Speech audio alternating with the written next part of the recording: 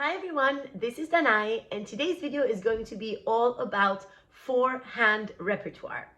As some of you might know, I actually have a sister that also plays the piano, and ever since she started playing the piano, we also play duo together. So I have a list of four-hand pieces that I have played, especially when we were still younger. So it's a list from beginner to intermediate levels. And then of course, I will also mention some of the pieces that we played later on that are on a much more advanced level. So if you're interested in hearing what my suggestions are for piano four-hand repertoire, then keep on watching.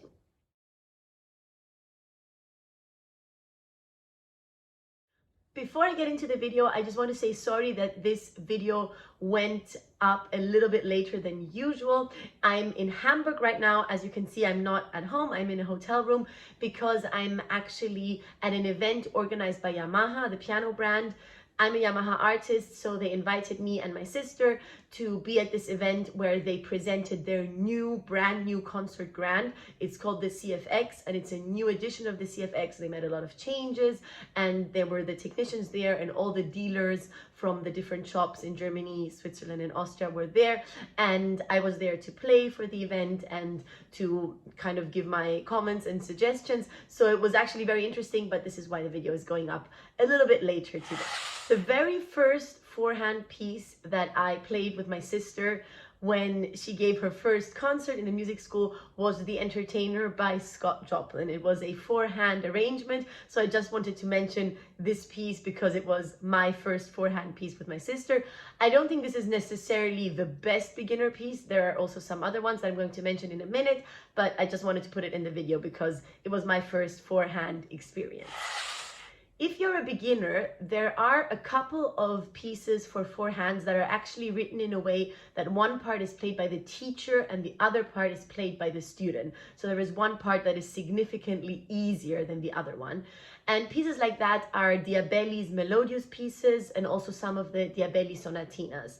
So if you are looking for a pleasant four-hand experience and there is a beginner and a little more advanced student or student and teacher, then these are definitely the pieces that I would recommend because they sound beautiful and lovely and you don't have to have a high level to be able to play them.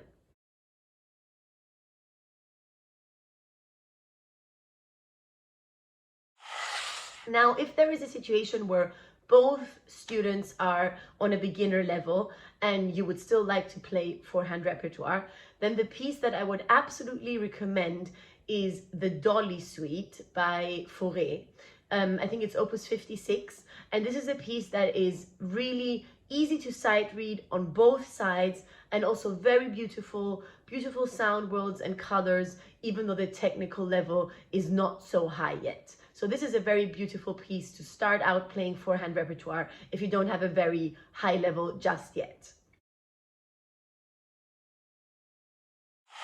Another piece that I want to mention is the Peer Gynt Suite number 1 by Edvard Grieg. It is actually a piece that my sister and I regularly play in recitals even today, and it consists of 4 movements.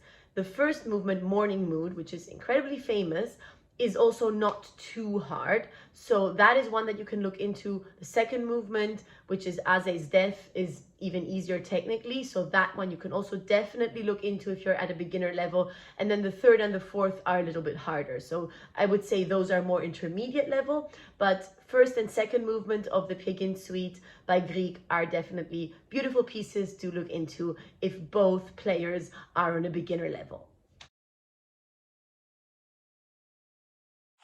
Another set of pieces that I played a lot when I was very young are pieces by a German composer. His name is Manfred Schmitz. He's not very known, but he wrote 3 volumes of jazz pieces, just very short pieces for 4 hands. And they are all not too hard. They kind of vary in the difficulty level. Some are easier than others, but I would definitely suggest looking into that. It's also fun to kind of dabble into the jazz genre. And I remember that I really loved playing those pieces when I was very young. And actually one of those pieces is still an encore that I like to play with my sister. It's a very short jazz piece. I still remember it was number 32 in the book. And we like to play it as an encore and the audience always loves it.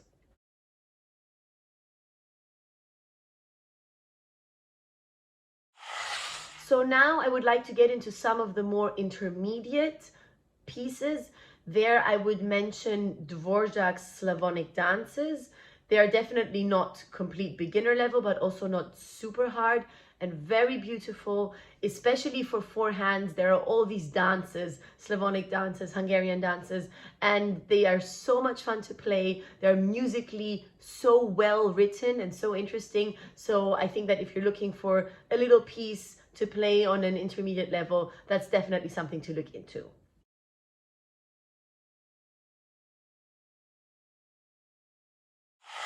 The other set of dances, which I already briefly mentioned, are the Hungarian dances by Johannes Brahms. I really love those pieces. They're very famous. They're played a lot for orchestra as well, but the four-hand arrangements are very beautiful.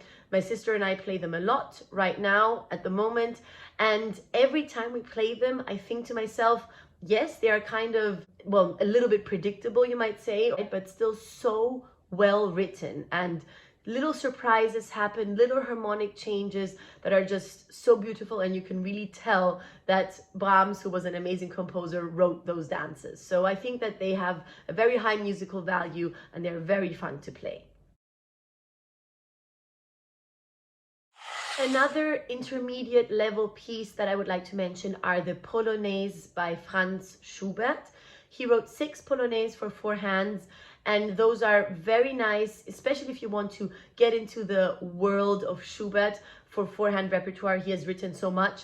Most of the things are quite challenging though. He has written his very famous fantasy, of course, his fantasy in F minor, which is beautiful. The beginning is technically not hard, but musically I find this is one of the hardest pieces, but very, very beautiful. I would put the fantasy on the advanced scale though. So the Polonaise are maybe a nice introduction to his sound world. Then there is also the Grand Duo, which is an almost 45 or 50-minute long piece for 4 hands, like a huge sonata. Also very beautiful, but definitely also on the advanced level.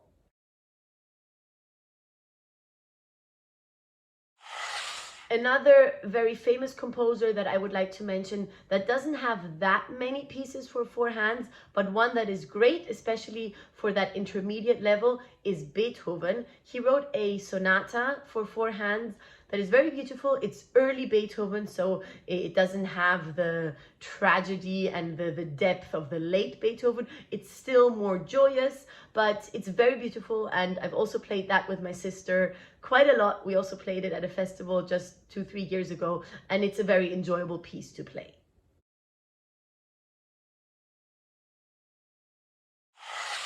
Two more pieces that I would like to mention are Debussy's Petite Suite, very beautiful piece, and also from the same sound world, Ravel's Mother Goose Suite.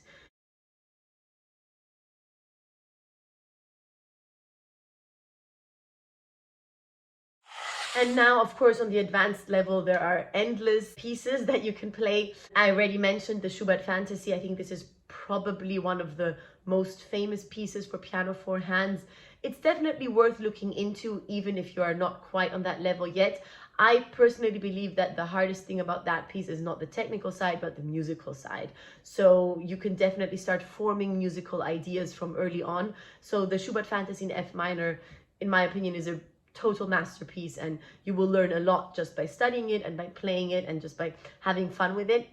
And the last piece that I wanted to mention for 4 hands that is definitely on the advanced side, not intermediate at all, is Stravinsky's Sacre du Printemps, the Rite of Spring. His original version is actually the version for 4 hands, and it was premiered before the very famous version for orchestra. He premiered it playing it together himself, playing together with Claude Debussy.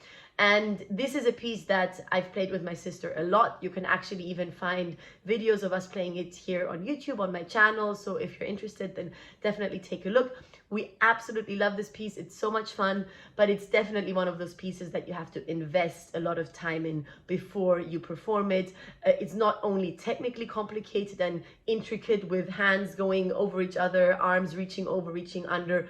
It's of course rhythmically very challenging, and also musically you want to think about how you will convey this message of the Rite of Spring. But it is a really an amazing piece, and we love to program it in our recital programs. So this was my short overview of piano four-hand repertoire in the 3 categories of beginner, intermediate, and advanced. Please definitely leave your ideas and suggestions in the comments below. I know that there are endless other possibilities and pieces that one can play, so definitely leave your ideas so that people have more inspiration and not just the pieces that I mentioned. If you enjoyed this video, please leave it a like and subscribe to my channel. That would help me a lot, and I will see you again in my next video next week. Bye!